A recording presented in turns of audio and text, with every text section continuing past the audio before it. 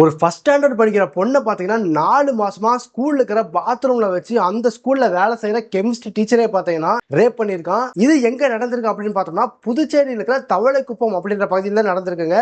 இந்த விஷயம் எப்படி வெளியே தெரிஞ்சதுன்னா இந்த பொண்ணு பார்த்தீங்கன்னா 4 மாசமாவே இவரோட டார்ச்சர் அனுபவிச்சுட்டு இருந்திருக்கு. இந்த பொண்ணு வந்து அதனால வந்து வீட்டில் வந்து நான் ஸ்கூல் போக மாட்டேன், எனக்கு உடம்பெல்லாம் வலிக்குது, ஸ்கூல்ல டீச்சர்லாம் அடிக்கிறாங்க அப்படின்ற மாதிரி சொல்லியிருக்கு. பட் பேரண்ட்ஸ் அதை பெருசாக எடுத்துக்கலாம், சரி ஏதோ தப்பு பண்ணனால அடிச்சிருப்பாங்க அப்படின்னு நினைச்சிட்டு இருந்திருக்காங்க.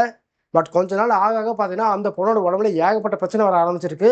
ஸோ அதுக்கப்புறமா டாக்டர்கிட்ட கொண்டு போய் காட்டும் போது தெரிஞ்சிருக்கு இந்த மாதிரி இந்த பொண்ணுக்கு பாலியல் கொடுமை நடந்திருக்கு அப்படின்ற விஷயமே. அதுக்கப்புறமா அந்த குழந்தைய ஸ்கூலுக்கு கூட்டிட்டு போய் யார் இந்த மாதிரி பண்ணாங்கன்னு கேட்கும்போது தான் அந்த பொண்ணு வந்து அந்த ஸ்கூலுக்கு கெமிஸ்ட்ரி டீச்சரை கை காட்டியிருக்கு. இந்த கெமிஸ்ட்ரி டீச்சர் இந்த குழந்தை மேல மட்டும் தான் கை வச்சுக்கணும்னு பார்த்தா ஆல்ரெடி 12th படிக்கிற ஒரு பொண்ணு மேலே இந்த மாதிரி கை வச்சிருக்கான்.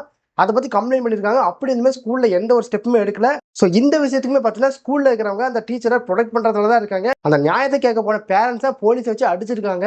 இப்போ பார்த்தீங்கன்னா இந்த மாதிரி ஸ்கூல்ல நிறைய பாலியல் கொடுமை நடந்துகிட்டு இருக்கு. இதை பத்தி நீங்க என்ன நினைக்கிறீங்கன்னு கமெண்ட் பண்ணுங்க. தேங்க்யூ.